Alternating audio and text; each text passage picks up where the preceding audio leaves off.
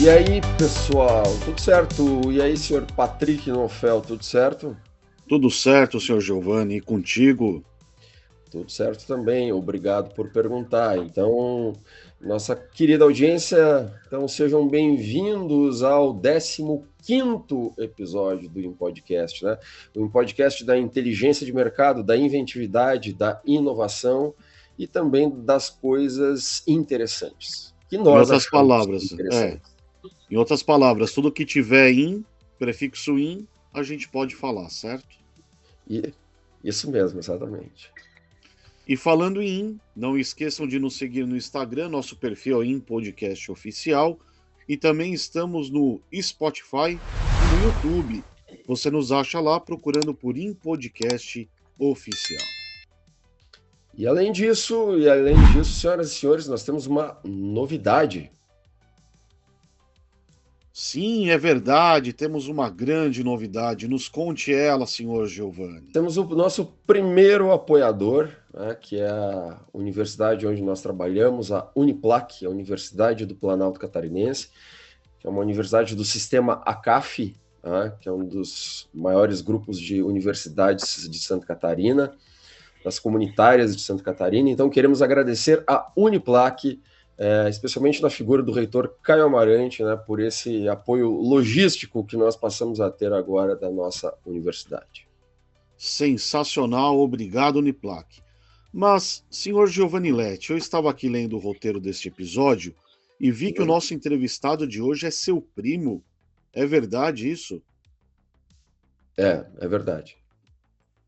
Então, esse é o primeiro caso claro de nepotismo desse podcast, é isso mesmo? Nepotismo, eu acho, não necessariamente, não necessariamente. Por quê? O senhor tem algum primo que é graduado em física, física teórica, tá? Pela Universidade Federal de Santa Catarina? Eu não. O senhor tem algum primo que tenha MBA em Gestão de Riscos e Mercado Financeiro pelo Instituto Catarinense de Pós-Graduação? Também não. Ou ainda, o senhor tem algum primo que tenha as certificações Google de Professional Data Engineer, Professional Cloud Architect e Professional Cloud Developer?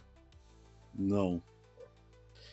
O senhor tem algum primo com mais de 20 anos de experiência em desenvolvimento de software, inclusive em empresas fora do Brasil?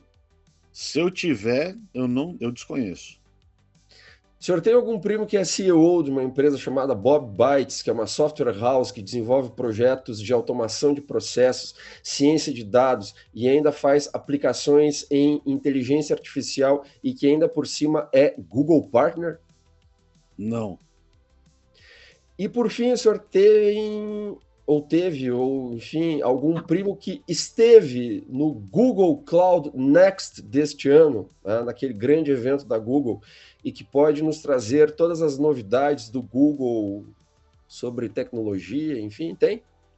Na verdade, eu não conheço ninguém, mesmo não parente, que tenha ido ao Google Cloud Next, que neste ano foi lá na Cidade do Pecado, em Las Vegas, né?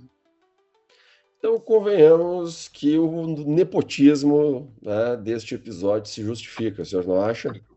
Bem, contra fatos não há argumentos. Então, está totalmente justificado. E se fosse assim em Brasília, seria excelente, né? Aí sim, né? Mas em Brasília, infelizmente, não é assim. Mas então, diretamente de Vigo, da Espanha, seja bem-vindo, meu caro primo Juliano Binder. Opa, muito obrigado. Obrigado pela introdução, né? Acho que é isso aí, um prazer aí estar com vocês aqui no Win Podcast. Eu tenho acompanhado alguns episódios e acho bem legal. Muito obrigado pelo convite e obrigado por essa introdução aí maravilhosa. Eu, nepotismo, eu nem sei o que significa essa palavra. Palavra complicada aí, tá? Uma pessoa que não tem muito estudo, né? Enfim, é isso aí. Muito obrigado. Nós que Bem, agradecemos, Juliano. nós que agradecemos desde mãos. Então, seja muito bem-vindo, Juliano. É um prazer, Obrigado. né? Mas eu fiquei curioso com uma coisa aqui, rapaz. A senhora está aí em Vigo, na Espanha, tal. Nos conte por que escolheu estudar física teórica. Na verdade, a Universidade de Física Teórica é de física, basicamente, né? O teórico, no final, até nem o pessoal nem fala muito, porque a física inclui a parte prática e teórica, é tudo meio junto, assim, né? Mas eu não escolhi, na verdade, foi a vida que foi me levando, porque no segundo grau eu só gostava de estudar química, matemática e física. Aí foi indo assim, eu, por imaturidade, eu nem sabia muito bem a diferença entre o curso de matemática ou o curso de física, e aí eu acabei indo para física, né?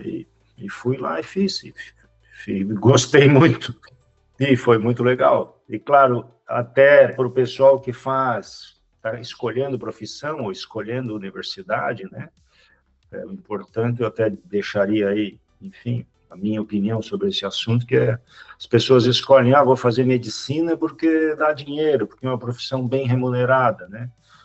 Na verdade, o ideal é a pessoa escolher alguma coisa que a pessoa goste sem pensar nisso, porque quanto mais a gente faz aquilo que a gente gosta, melhor a gente faz, né? E quanto melhor a gente faz, mais a gente faz e tem o risco de ser bem remunerado e, inclusive, ver resultado na sociedade daquilo que a gente faz.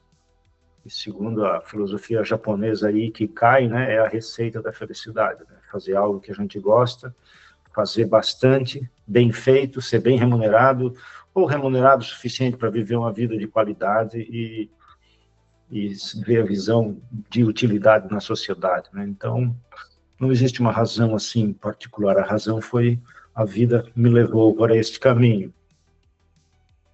Muito legal, legal isso daí. Legal o que você falou. É importante a gente ter esse conceito mesmo de que a felicidade deve fazer parte da nossa vida, né? E As do nossas trabalho. escolhas. E Exatamente. e do trabalho, né? Porque eu tenho a sorte de trabalhar com aquilo que eu gosto, então não é muito trabalho, nem, né, não tem agora é hora do trabalho, agora é hora da diversão, né? Enfim, a paixão é bastante importante, eu acho, na vida, né? Senão a gente não se movimenta com alegria. Exatamente, exatamente.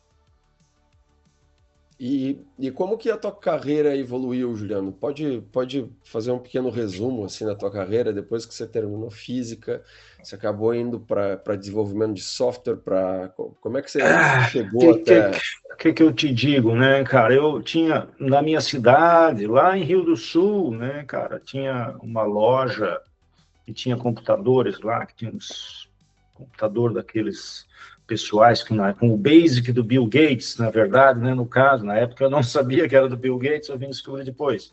E eu já gostava de computador. E na física eu tive a oportunidade de ter uma bolsa de estudo na área de cálculo de estrutura de cristalografia em Fortran, né? E eu programava Fortran, e eu achava o computador uma coisa muito legal.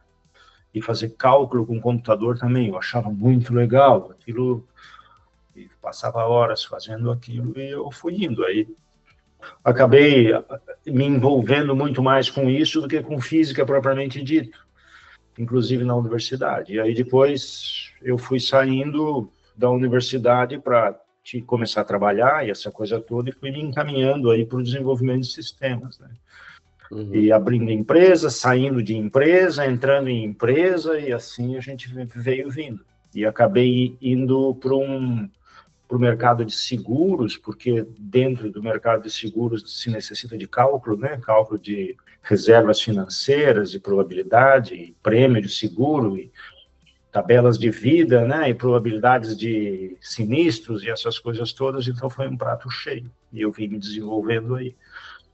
E depois disso eu acabei indo para Londres e trabalhei um tempo em Londres também com o mercado financeiro e contabilidade e essas coisas todas aí, consultoria de bancos. E vim vindo a vida assim. E agora estou aí.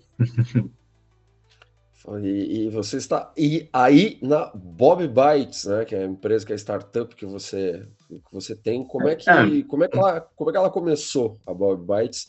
E assim, resumidamente, o que vocês fazem aí? O que vocês apresentam para o mercado? É, Então, resumidamente, né, quando eu estava em Londres, justamente, que começaram a surgir aí os clouds, né, AWS, Azure e Google, que eram os principais players desse mercado, e eu já trabalhava com, obviamente, sempre trabalhei, né, com bancos de dados, desenvolvimento de sistema e essas coisas todas aí, via tudo aquilo e pensei em qual cloud que eu vou me especializar, qual cloud que eu vou estudar mais para entender, para ir, ou pelo menos para começar, né?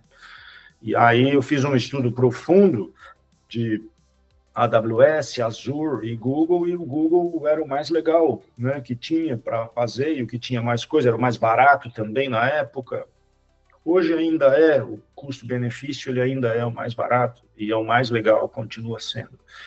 E com isso eu comecei a me certificar e a ter clientes nessa área, e comecei a me envolver com Google Partners, né, na Inglaterra e no Brasil, principalmente.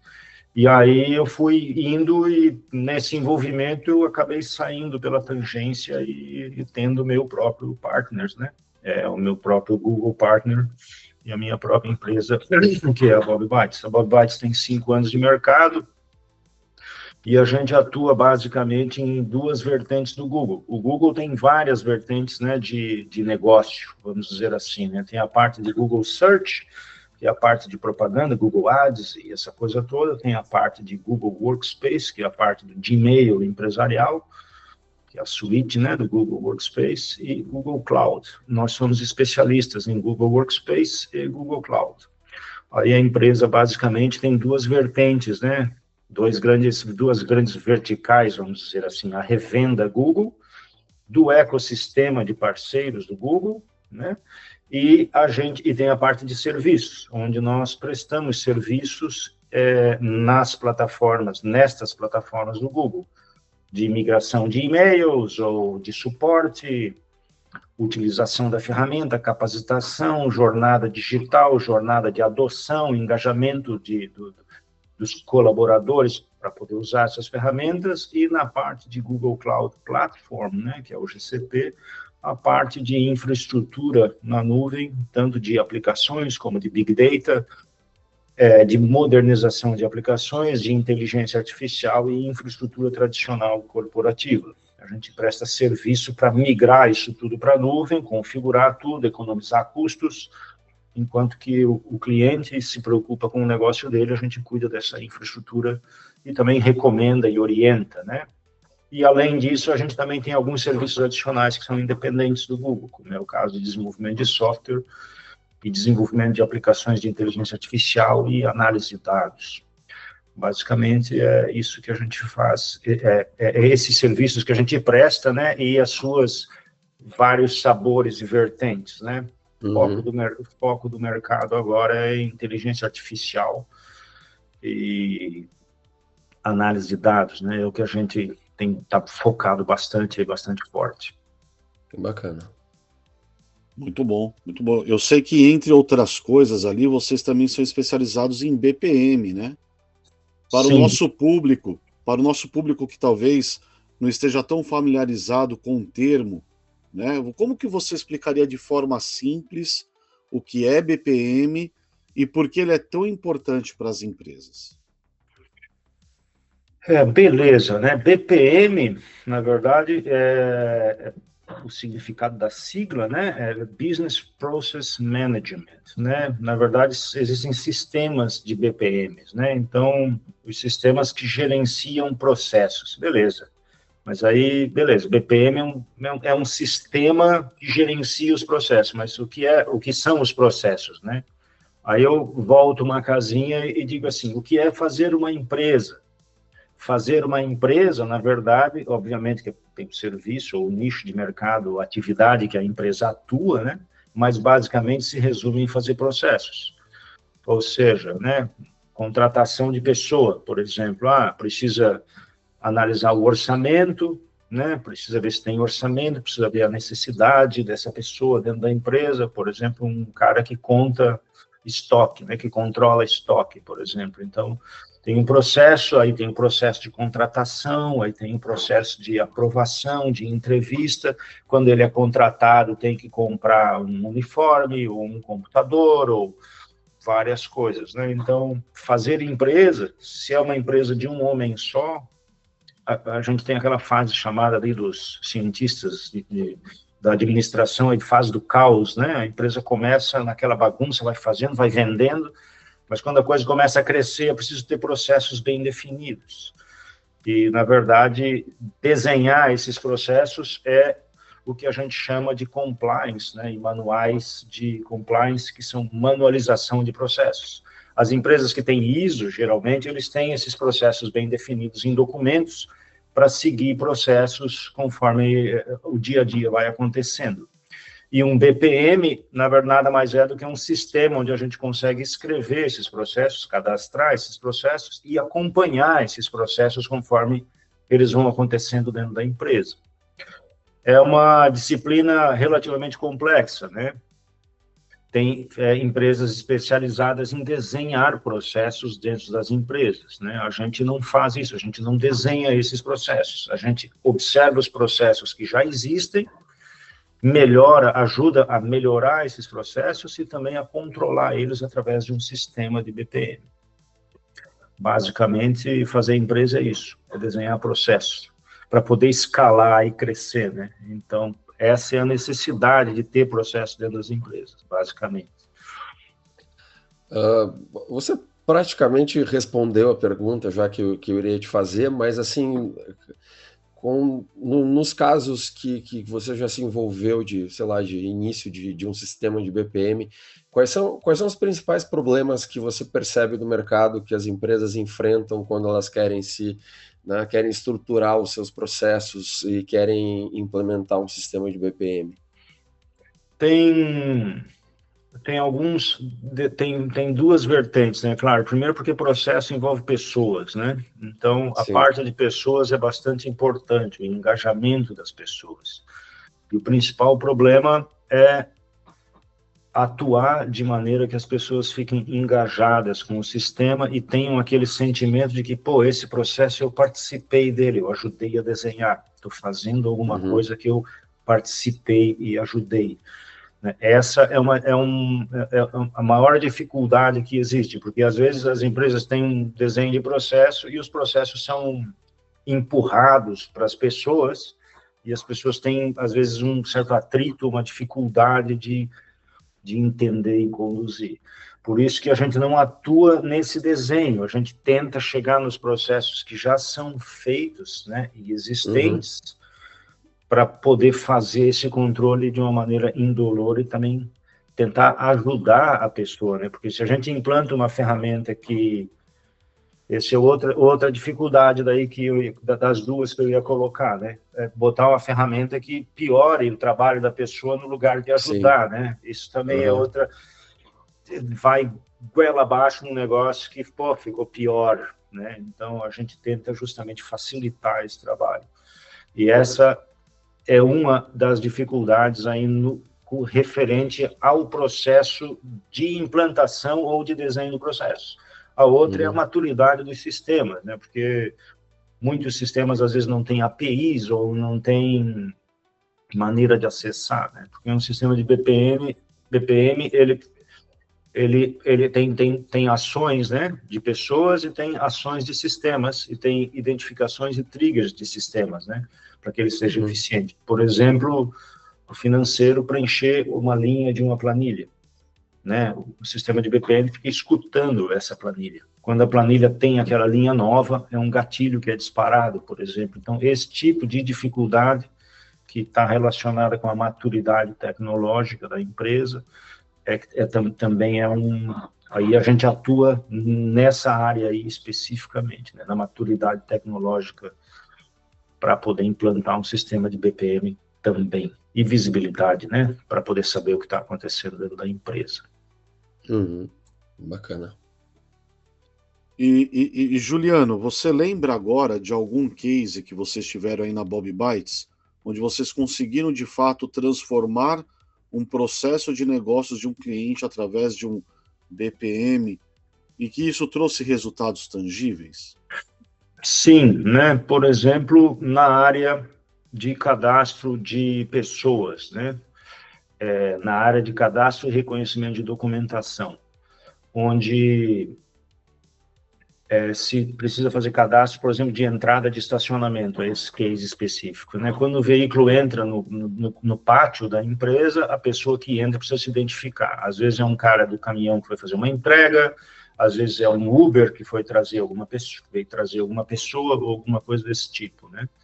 E esse processo tinha que ser identificado pelo porteiro, né? Todos os documentos e visualização dessa documentação e ainda ser cadastrado no sistema, né?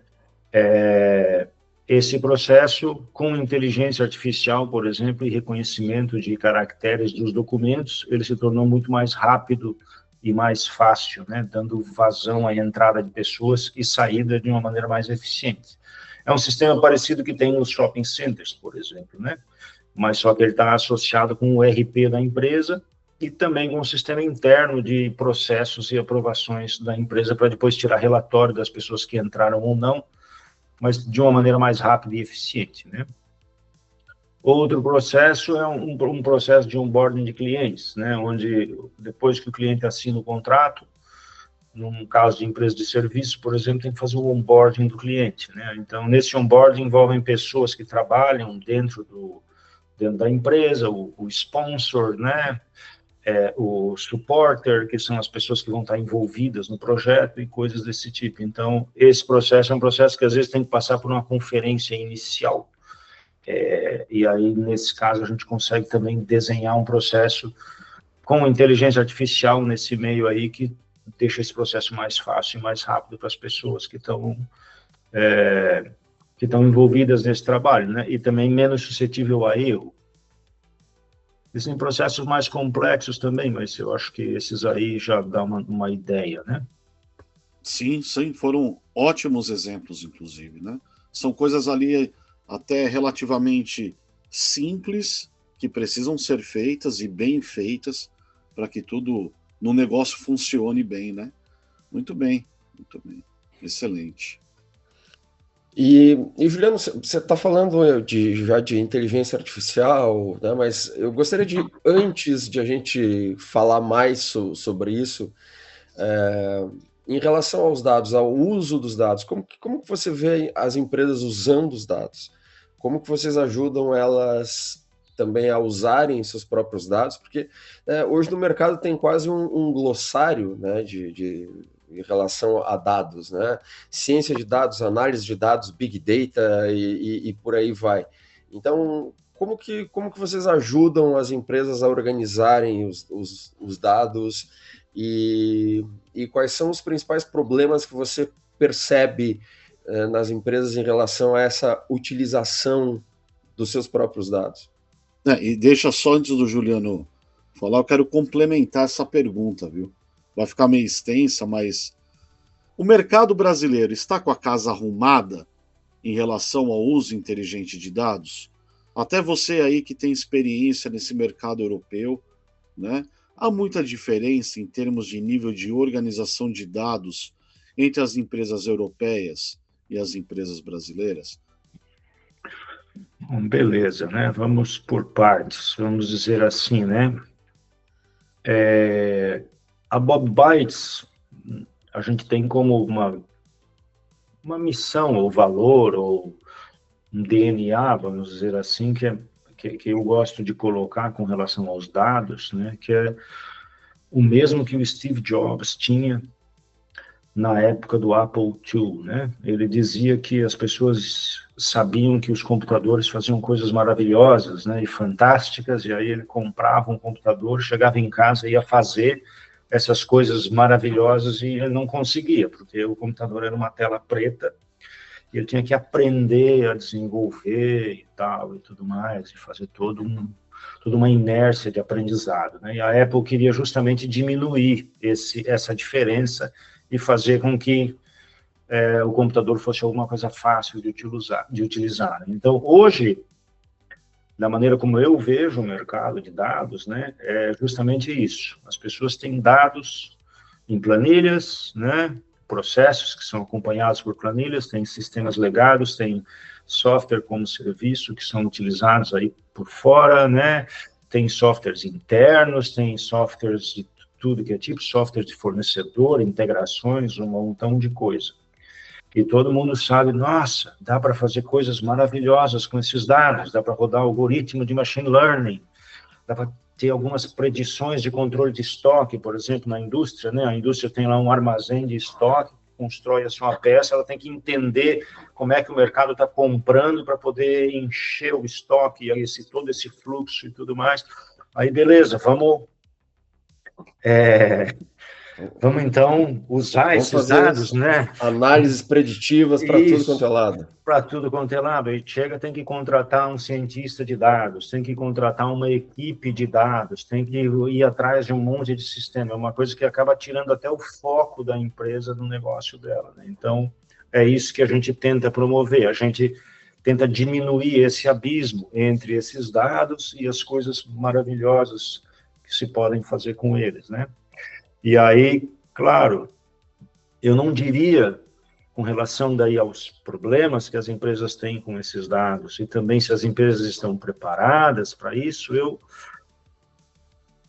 vamos dizer assim, eu acho que é um processo que ele está sempre ongoing, né? Ele está sempre indo, né? Que nem sistemas legados, por exemplo, né? Às vezes a empresa tem um sistema que foi feito há 10 anos atrás, 20 anos atrás, em PHP, e aquele sistema vem se modernizando. Então, os dados é a mesma coisa, vai sempre ter dados em lugares diferentes, vai sempre ter uma oportunidade de negócio que o executivo da empresa encontrou, de repente, uma oportunidade de negócio, tem um sistema novo e aquele sistema é antigo e vai ter que ser plugado. Então, não existe momento em que os dados estão preparados. A gente está sempre preparando os dados, sempre revendo esses dados e sempre encontrando soluções para poder utilizar esses dados de uma maneira eficiente ou que eles estejam disponíveis, né? E o mesmo, a diferença básica entre o Brasil e a experiência que eu tenho fora do Brasil é que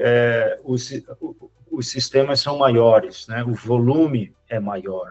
Então, se usam ferramentas maiores, né, com mais volume, para suportar mais volume de dados, em alguns casos, e coisas desse tipo. Mas com relação, assim, menos dados, ou mais dados, ou qualidade dos dados, vamos dizer assim, ou diferentes tipos de sistema, na verdade, eu não vejo muita diferença, né? Uma diferença que tem, assim que eu percebo, é que o investimento, talvez por uma própria característica de valores, né, o investimento aqui na área, ele é feito com mais liberdade, né? No Brasil é mais, será que isso vai dar dinheiro mesmo? Será que isso vai dar diferença? Então, essa, talvez, visão de entender que mesmo que a gente comece a coisa agora pequena e que ela custa caro, ela tem um retorno garantido no futuro. Então, essa imediatibilidade, vamos dizer assim, aqui fora ela é diferente, é tratada diferentemente, né? Porque existe uma preocupação maior também com o futuro e com a previsibilidade das coisas. Talvez no Brasil isso seja um pouco diferente. A coisa seja, mas precisa fazer isso agora mesmo? Ah, não, agora vamos deixar isso, o que precisa é vender.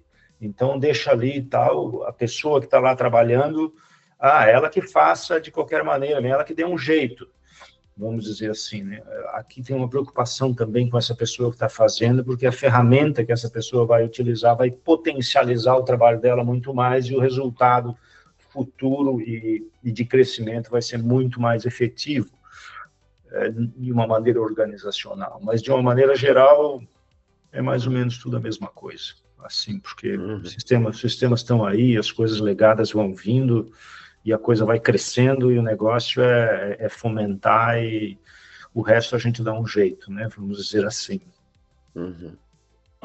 Legal, legal. Então, vamos agora ao assunto do momento, né? A gente já falou, você já citou esse assunto antes, a inteligência artificial. Então, agora sim, vamos a ela. É o assunto preferido do Giovanni, viu, Juliano? Ele gosta muito de falar sobre inteligência artificial. Muito legal. Vamos lá, na verdade, então. Na verdade, eu não gosto de falar sobre inteligência artificial, mas por isso eu vou perguntar para o senhor sobre inteligência artificial para eu não precisar falar sobre isso, até porque eu não entendo muita coisa de inteligência artificial, mas vamos lá. Juliano, deixando o que eu não gosto da inteligência, do assunto inteligência artificial é justamente o hype, né? O hype, sabe, tem um monte de jornalista falando sobre inteligência artificial, tem, por exemplo, lá o Yuval Noah Harari, aquele historiador, agora ele está pintando um mundo apocalíptico e catastrófico com inteligência artificial, e se percebe que acho que, olha, eu tenho cá minhas dúvidas se ele entendeu realmente o que é inteligência artificial. Então tem muita gente falando sobre inteligência artificial que não entende da coisa, né? Do conceito das aplicações e por aí vai, né? Então, tirando esse hype, tirando esse monte de bobagem que inclusive as pessoas falam sobre inteligência artificial, na tua opinião, o que a inteligência artificial generativa tem para oferecer de verdade para as empresas? Bom, beleza, né? Falando um pouco do meu histórico, a minha primeira rede neural eu fiz no ano 2002, né? Em Java, quando os métodos de aprendizagem de rede neural ainda não estavam bem definidos e não tinha nenhuma biblioteca para fazer isso automaticamente. A gente tinha que calcular o gradiente de menor erro, né, no braço, que é o método de aprendizagem chamado backpropagation, né, que, na verdade, entram os valores na rede, aí sai um resultado, a gente compara o erro que a gente gostaria, né, e aí a gente propaga isso para trás e vai corrigindo o erro para trás, aplica de novo, corrige, aplica de novo, e a rede vai passando a responder aquilo que a gente quer. Tudo no braço, tudo no braço. No braço, claro, faz calculando derivada espacial de n-dimensional no braço, né, para calcular, e demorava e tal, mas, enfim, era divertido, né, em Java ainda e tal, e tudo. A primeira rede neural que eu fiz foi para acompanhamento de mercado de valores de ações, né, de séries temporais no mercado de ações. E às vezes funcionava, às vezes não, dependia do mercado e tal, e essa coisa toda. Hoje tem milhares de bibliotecas e milhares de processadores com capacidade de processar isso muito mais rápido, e isso veio aumentando, né? Então, claro, uma máquina generativa nada mais é do que uma predição, né? Então, esclarecendo aí o que são as máquinas generativas, né? Por exemplo, a ideia de uma rede neural, que são todas redes neurais, elas têm arquiteturas diferentes, mas são redes neurais fundamentalmente com arquiteturas montadas para que funcionem com essa técnica generativa, porque a máquina generativa, na verdade, é uma técnica de utilização de rede neural, né? Então, ela prediz aquilo que vem na sequência que a gente está colocando. Pode ser uma sequência temporal ou uma sequência de palavras, né? Então, o Neymar é conhecido por jogar futebol, né? Então, ela traz isso. Então, na verdade, a gente joga isso de volta na rede, ela traz o próximo pedaço, e o próximo pedaço, e o próximo pedaço, e ela vai gerando conteúdo. Isso vale daí para imagens, para uma infinidade de coisas aí que tem no mercado. Eu vejo duas vertentes que têm de aplicabilidade aí dentro das empresas, né? Uma delas é o ferramental para as pessoas no dia a dia, né? Para os usuários normais, tipo no Google Workspace, por exemplo, que é a ferramenta que a gente conhece aqui. Tem algumas, tipo, tem o Gemini, né? Ele que ajuda a escrever um e-mail mais bem escrito. O pessoal do comercial quer montar um texto de prospecção para mandar para um cliente, por exemplo, ele vai ali, passa um texto de prospecção, não sei o que, ele escreve aquele conteúdo, ou um artigo de um blog, por exemplo, né? Funciona como um secretário qualificado, né? Porque no caso de um artigo, por exemplo, tu explica para a rede como é que tu quer que ele faça o artigo, né? Ele não está gerando o artigo inteiro para ti, o conhecimento que tu estás... para gerar esse artigo é tu que está dando, né? Como se fosse um secretário, escreve um artigo para mim sobre BigQuery, né? Menciona o custo de operação do BigQuery, porque ele é meio alto, tem que fazer tabelas particionadas, também menciona a parte de consultas agendadas para retabulação dos dados, para quando for fazer a consulta uma tabela menor, explica também a conexão com isso, ou seja, explica para a máquina generativa como é que tu quer o artigo, qual é a informação, e ele te tabula um artigo, né, em vez de tu escrever, ficar pensando como é que eu vou começar, como é que eu escrevo isso e tal. Então, essa parte é bastante, potencializa muito, né, tudo que a gente faz no dia a dia, inclusive para escrever contrato, para o pessoal de advocacia aí, né, escrever petição, por exemplo. Essas ferramentas são bastante ricas, né? Inclusive a gente consegue configurar o estilo de escrita da pessoa, para a máquina generativa escrever uma petição no estilo do advogado, por exemplo, ou do escritório, né? Naquele mesmo padrão e tal, tudo mais, tudo isso pode ser feito. Essa é uma parte que está vindo aí com tudo, que é ferramentas do dia a dia, né? As pessoas já estão utilizando, já estão mais habituadas, inclusive, né? A fazer isso aí.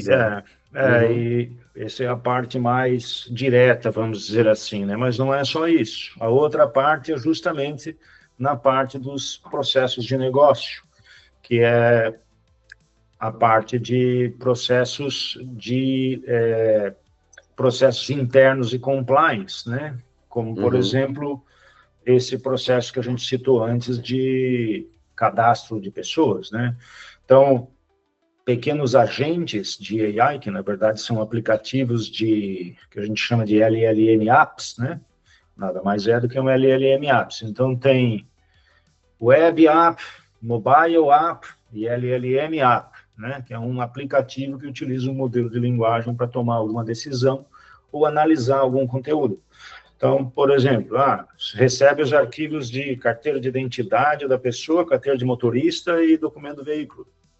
O aplicativo recebe isso, joga no modelo de linguagem, esse modelo de linguagem tabula esses dados automaticamente, né? O modelo de linguagem também pode consultar um banco de dados e entender se esses dados estão de acordo, se pode ou não. Aí o modelo de linguagem recebe essa informação e retorna para a aplicação uma decisão.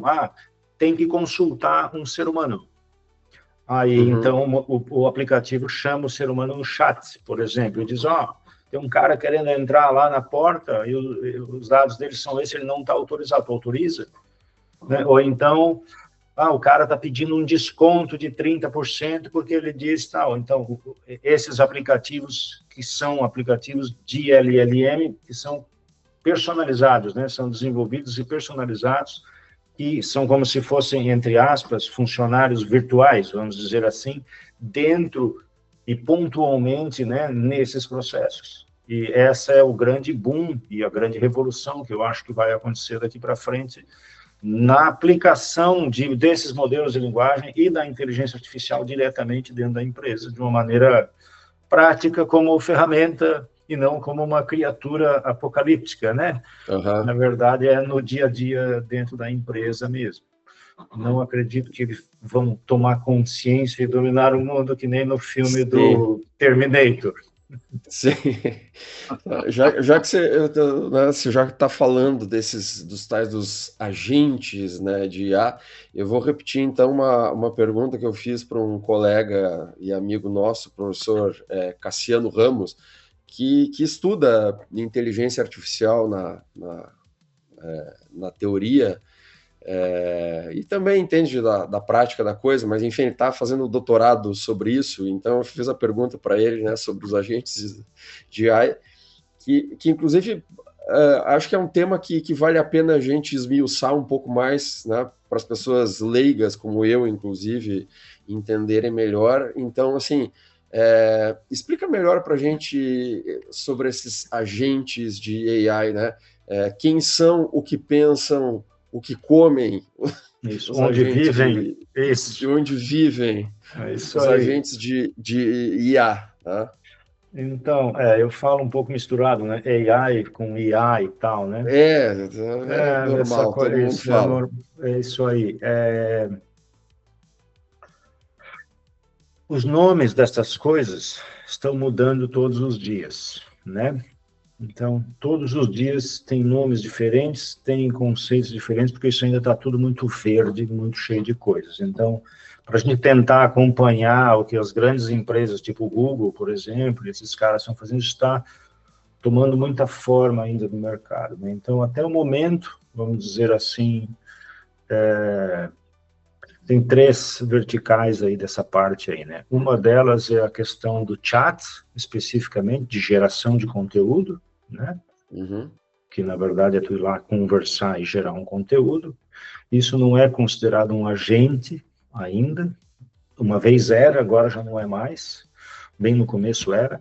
Aí depois tem o agente de AI, que é um cara um pouquinho mais sofisticado, que também está em interação com um usuário dentro da empresa, né? Um funcionário pede ajuda para esse agente para escrever um documento e esse agente pode fazer alguma coisinha a mais, como consultar o banco de dados da empresa ou consultar a internet.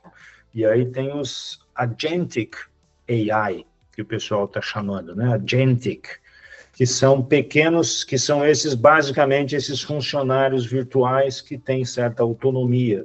São programas residentes, serviços que estão lá sendo executados e que interagem com modelos de linguagem e com processos.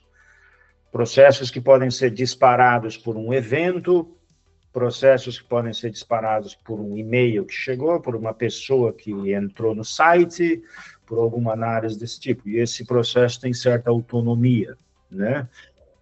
Todos eles, fundamentalmente, são aplicativos que utilizam os modelos de linguagem como ferramenta para poder atuar ou tomar uma decisão. Mas, na verdade, um modelo de linguagem sozinho, ele não toma uma decisão. Ele simplesmente analisa um conteúdo e produz outro conteúdo de volta, né? Mas a gente pode perguntar para o modelo, por exemplo, um exemplo, né, de agentic AI que nós temos implementado aí na área de bets, por exemplo, é análise de sentimento de comentários em mídia social, né? Lá no Instagram, Facebook, esses lugares aí, dá para configurar webhooks. Webhook é quando a pessoa escreve alguma coisa lá, a plataforma dispara um HTTP, um request de HTTP para algum lugar. Que, na verdade, aí lá nesse lugar está lá o nosso agente escutando.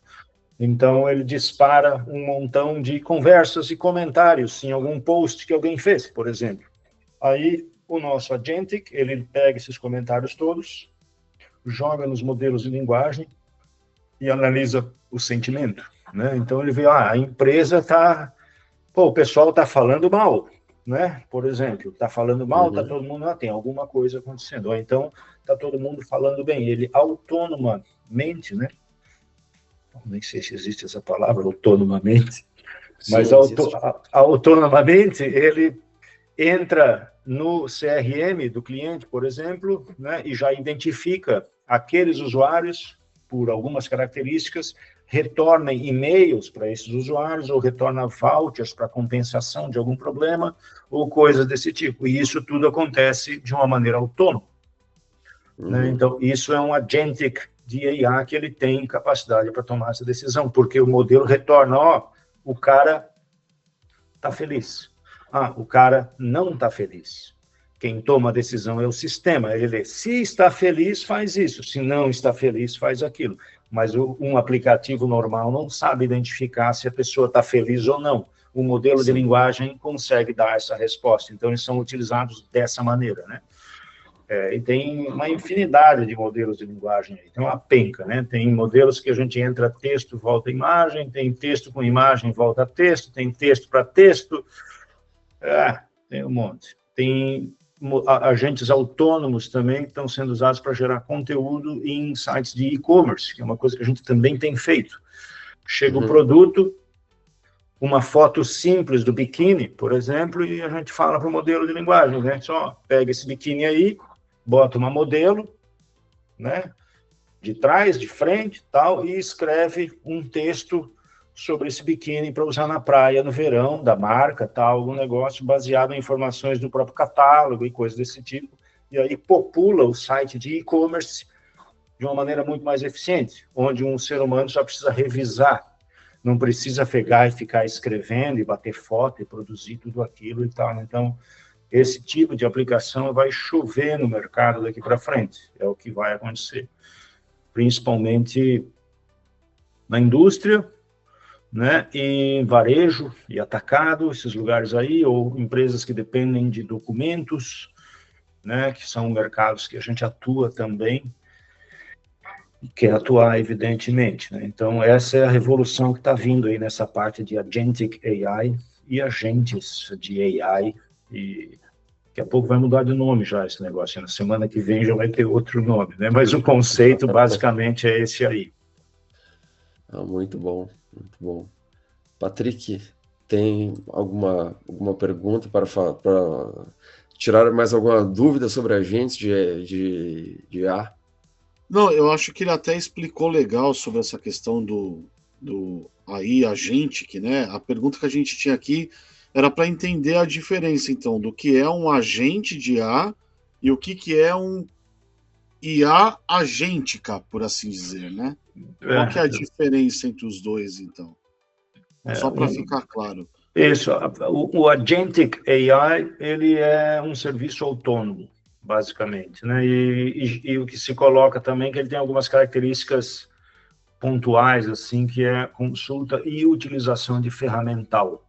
Por exemplo, consultar um banco de dados, consultar a internet, né? Consultar um banco de dados de fotografia ou alguma coisa desse tipo, são o que a gente chama de ferramentaria, né? Tools. O que a gente faz, por exemplo, o Google tem uma ferramenta, eu não tenho como não falar do Google, né? Porque a gente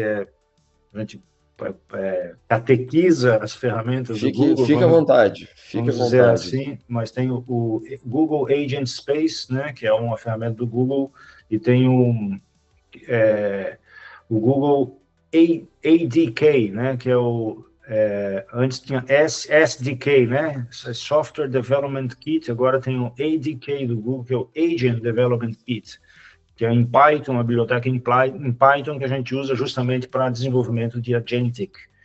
E eles têm uma cadência, justamente as instruções, né? A parte de ferramentaria e a parte de conexão e integração com os modelos de linguagem. A ferramentaria, essa é a principal diferença entre um agente de AI, vamos dizer assim, e um agentic, né? É a utilização dessa ferramentaria. Essa ferramentaria pode ser procura na internet, pode ser API de algum outro sistema, né? Pode ser um banco de dados, pode ser a interação com algum usuário no meio do caminho e uma certa autonomia diante desse processo sendo rodado como um serviço. E aí existem agora, que está também nascendo, né? Essa coisa toda está mudando a cada semana, que eles chamam que é um protocolo A2A, né? A2A, né? Que é Agent to Agent, que é um protocolo de comunicação entre os agentics de AI, né? Então, multi-agent sistemas, né? Multi-agent systems, né? Que são vários agentes com várias ferramentarias conversando entre eles, geralmente ou via de regra, né? Vamos dizer assim, dentro de um processo de negócio, dentro de um BPM. Porque, obviamente, tudo isso são processos de negócio dentro da indústria, ou dentro de serviços, ou qualquer nicho de mercado tem processos.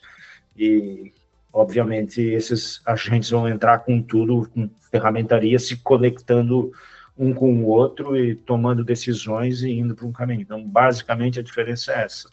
O Gemini Gemini puro, simplesmente, esse que tem grátis no Gmail, seria um chat de Generative AI. É o mais simples que tem, onde tu conversa, faz pergunta, ele te responde, né?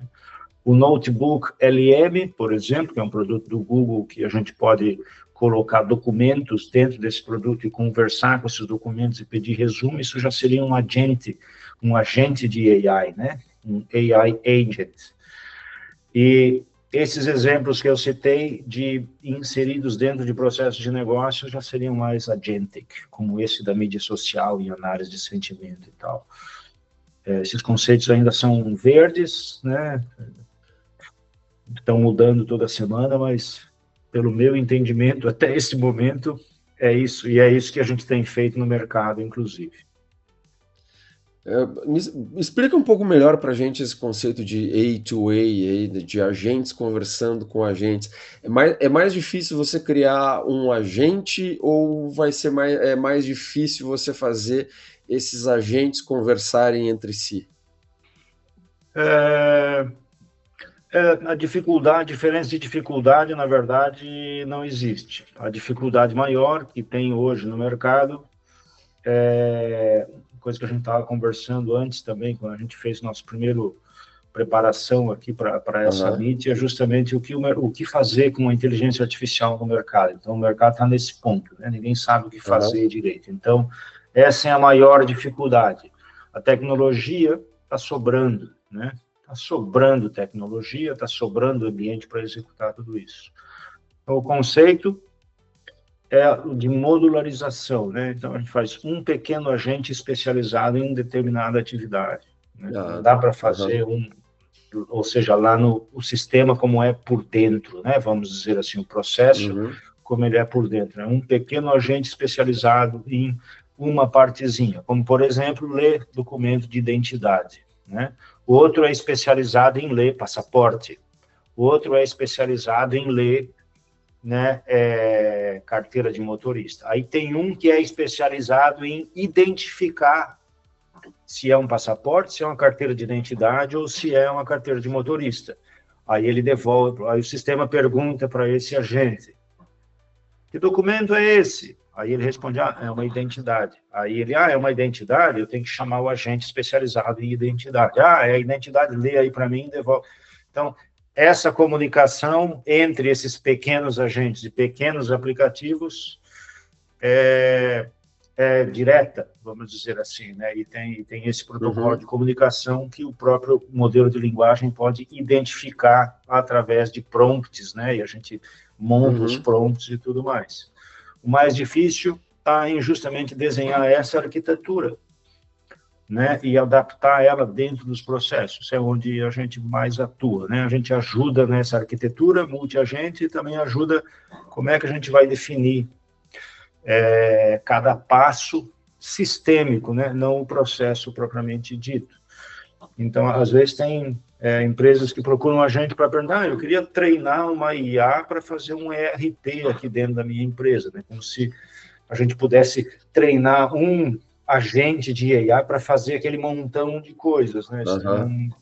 Ainda não chegamos lá. A gente precisa definir e fragmentar, categorizar para entender direitinho em que pontos a gente consegue automatizar pontualmente, assim, especializar cada aplicativo, né? Cada agente, no caso, né? Entendi. Patrick, tem alguma pergunta ainda sobre IA? Não, eu acho que exploramos bem o assunto a respeito de inteligência artificial, né? Foi bem explicado, né? Falta, então, para o mercado, na verdade, mais para quem trabalha com negócio, talvez entender e entender para que serve a IA no seu negócio. Na verdade, o que eu diria, né?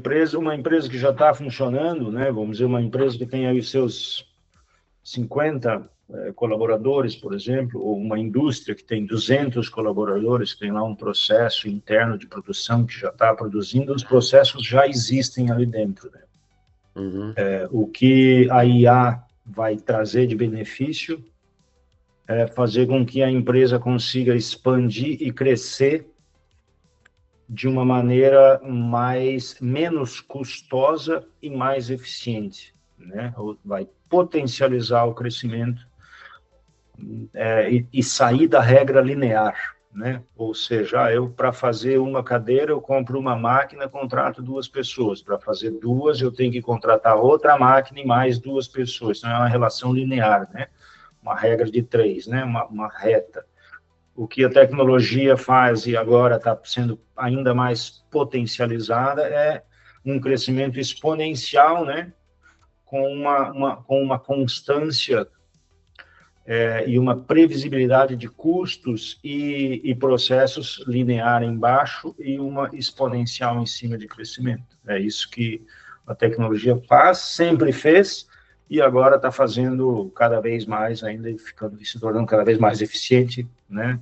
Rápida, exponencialmente, inclusive, né? Porque a tecnologia está vindo com toda a força aí, cada vez mais.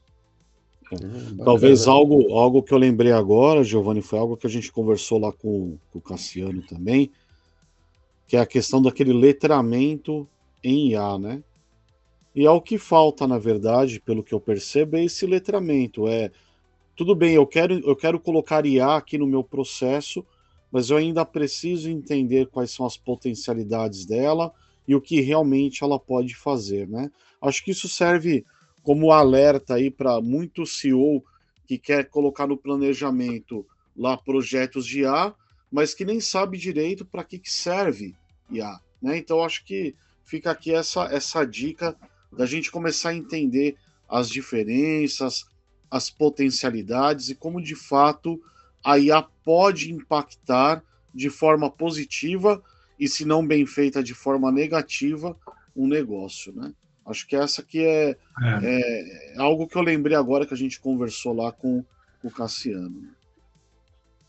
Muito legal, é isso aí mesmo, né? Eu gostaria só de adicionar que as pessoas estão com um pouco de medo, né? Que a IA vai tirar postos de trabalho e esse negócio todo aí, né? Então, eu já não diria que a IA vai tirar postos de trabalho dessa maneira direta, né? Não está associada aos postos de trabalho, né? A secretária não vai mais precisar da secretária, por exemplo. Não colocaria dessa forma, eu colocaria com relação a perfil de pessoas, né? As pessoas que não têm o perfil de estudar ou que de paixão por alguma coisa, como a gente colocou o negócio da universidade no começo, né? A pessoa que não gosta de aprender coisas novas e tal, esse tipo de perfil que está cada vez mais difícil de encontrar no mercado, né? By the way, mas tipo assim, esse perfil vai começar a ficar vai ficar mais fora do mercado, vamos dizer assim, menos introduzido no mercado, né? A pessoa que olha para um Gemini da vida e acha, pô, que legal isso aqui, eu posso fazer muito mais do que aquilo que eu fazia e melhorar ainda mais aquilo que eu faço, esse tipo de perfil vai ter muito mais espaço no mercado. E também a multidisciplinaridade, né? Ou seja, a IA permite que as pessoas sejam multidisciplinares, né, e não verticalizadas, né, porque o conhecimento, o conhecimento verticalizado vai acabar ficando barato, né? Consulta médico, vai consultar a IA, porque o que os médicos fazem hoje, por questão, inclusive, de segurança, de medicamentos e tudo mais, eles são obrigados a executar procedimentos, né, e seguir regras, porque, obviamente, é um assunto sério a saúde, né, e a IA pode fazer isso mais eficiente do que um ser humano que, de repente, se esquece de algum detalhe ou não analisa alguma coisa, né. E uma pessoa, um médico, no caso, ele vai poder ter a oportunidade de pesquisar muito mais e de ir à frente do conhecimento que ele tem e não simplesmente executar um procedimento, né? Se a pessoa tem febre, tem isso, tem aquilo, dá 2 paracetamol. Isso aí a IA vai fazer, né? Tipo assim, ele vai ter condição de ir muito mais à frente disso. Aí, se ele escolheu medicina porque dá dinheiro, daí ele vai estar ferrado. Ele tem que ter escolhido medicina porque ele acha muito massa ser médico, entendeu? Essa é a diferença que eu acho que as pessoas que acham muito massa ser médico e fazer aquilo, esses vão frutificar e prosperar. Pessoal que o perfil esse que de repente tem que procurar uma profissão que acha legal, que goste, né? Se a pessoa gosta de tomar cerveja e ir para balada, pô, monta uma empresa de eventos, né? Ou monta uma promoção de festas aí e tal, e usa a IA lá para promover a festa, né, e nesse ponto eu acho que a inteligência artificial vai trazer também mais qualidade de vida para as pessoas, talvez se passe por um processo, como toda mudança, né, um processo um pouco doloroso, mas eu acho que é um processo positivo, né? Eu não vejo a IA como negativo aí no mercado e nem na sociedade. Bacana, fica a dica para os nossos alunos aí, né? Como precisam se comportar, né, daqui por diante. Mas, Juliano, para a gente ir, né, partir para o nosso último assunto, né, mudando de assunto, mas ao mesmo tempo continuando no mesmo assunto, conte-nos como foi a sua ida à Cidade do Pecado, né, a Las Vegas, né, no sensacional evento Google Cloud Next. O que o pessoal apresentou lá de novidade que mais te chamou a atenção? Pois, assim, que mais me chamou a atenção, bom, primeiro, a cidade é uma cidade cara, né, e barulhenta. Para quem gosta de festa e balada, é uma cidade perfeita, né? Eu já não tenho mais idade para essas coisas, então eu estava mais interessado mesmo na tecnologia e no evento que eu fui, né, lá do Google, né, e basicamente tinha as duas coisas lá acontecendo, vamos dizer assim, palestras, né, e exposição de empresas que patrocinaram o evento, parceiros do Google, e tecnologias novas que o Google está apresentando, né. Então, na parte de palestras, assim, tinham palestras para nós, parceiros, né, com pitches de mercado, como é que o Google acha que o mercado vai começar a se comportar daqui para frente, com relação a cloud e serviços, software como serviço, infraestrutura como serviço.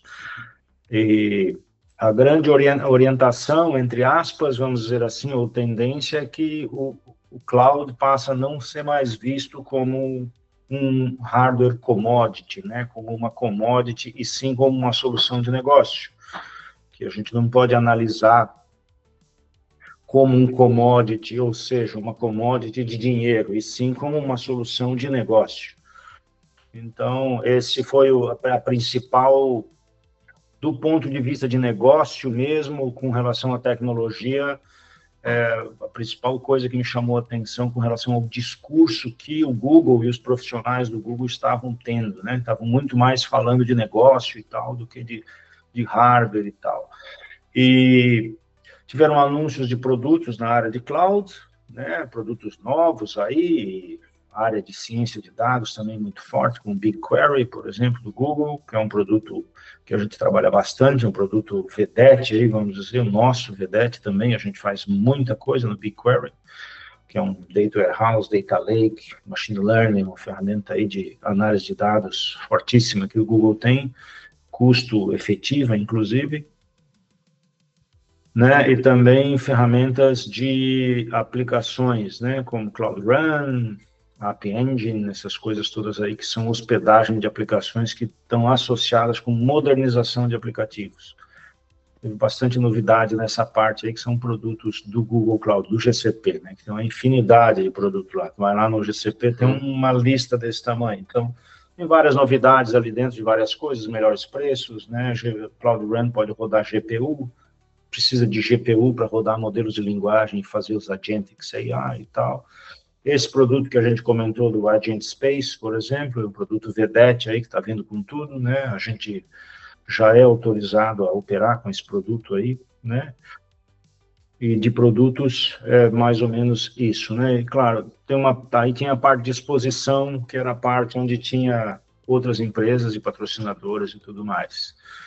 Então, claro, tem uma parte que tinha lá de coisa, de produto interessante dessas empresas, assim, que você falou assim, pá, que legal isso. Pois, o que tem mais, assim, a parte de laboratórios do Google, é uma parte interessante, porque tinha uma parte lá nessa parte de exposição das empresas aí, que era de laboratório do Google, né? O que o Google está testando lá dentro que ainda não está pronto no mercado, né? Então, nessa parte tinham coisas legais. Por exemplo, um Google Chrome, né, completamente integrado com inteligência artificial para navegação. Então, ele fazia algumas coisas, navegava sozinho, analisava teu conteúdo e tal. Hoje, se tu vai no Google Search, ele já tem um Gemini ali, que já aparece algumas coisas do Gemini e tal, né? mas esse era muito mais integrado e fazia umas coisas juntos aí e tal, e tudo mais, era bem legal. Esse foi um produto que me chamou a atenção. Produtos na área de imagem, né, e o Google Veo, né, VEO, que é para ferramenta de geração de vídeo do Google, né, tinham lá laboratórios que geravam vídeos e tinham exemplos de vídeos fantásticos aí, que, pô, muito legal, vídeos, não tem nem, tem que olhar lá os vídeos para ver, né, são fantásticos aí, com áudio tal e tudo, né. A parte de Agent Space também tinha bastante exemplo de Agent Space na área de análise de documentos e tudo mais. Também tinha as novidades do Model Garden, do Google, que dentro do Google a gente consegue usar agora nativamente modelos de linguagem do Hugging Face, por exemplo, do Kriegel, do Anthropic lá, que tem um outro lá, que são ferramentas que disponibilizam esses modelos. Antes não dava, tinha que fazer isso agora, né?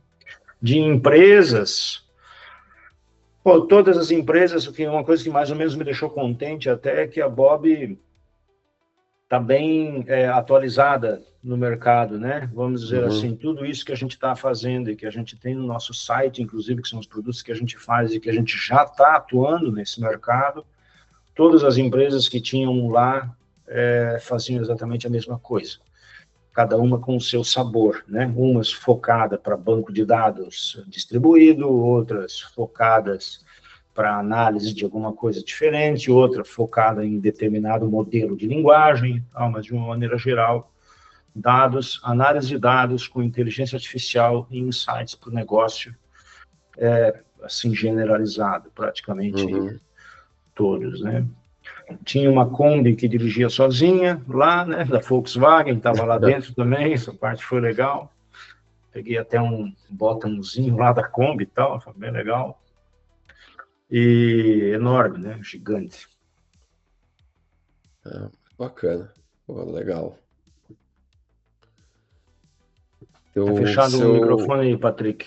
Seu microfone está fechado, Patrick. Isso aí acontece direto, acontece nas melhores famílias. Eu nem vou cortar essa parte aqui. É isso, nas melhores reuniões. Acontece nas melhores reuniões. Não, ainda bem que não era melhor se fosse ao vivo, que aí não tinha como cortar mesmo. Mas eu não vou cortar essa parte aqui. De todos esses insights que você teve, né, percebi que você foi bem impactado por algumas coisas ali que eles anunciaram, que eles mostraram, né? O que você acredita que vai ser mais relevante especificamente para o mercado brasileiro? Pois, especificamente para o mercado brasileiro, eu acho que hoje a grande diferença entre o mercado brasileiro e o mercado que eu conheço fora do Brasil, que basicamente é Inglaterra e aqui um pouco da Espanha e alguma coisa dos Estados Unidos, Amsterdã um pouco também, em termos de tecnologias e negócios, vamos dizer assim, eu acho que essa diferença com a globalização, né, que tem aí e tal, isso já não tem mais muita diferença. Todas as coisas que tem no Brasil e tal, existem questões culturais. Essas são as principais diferenças na área de negócio, né?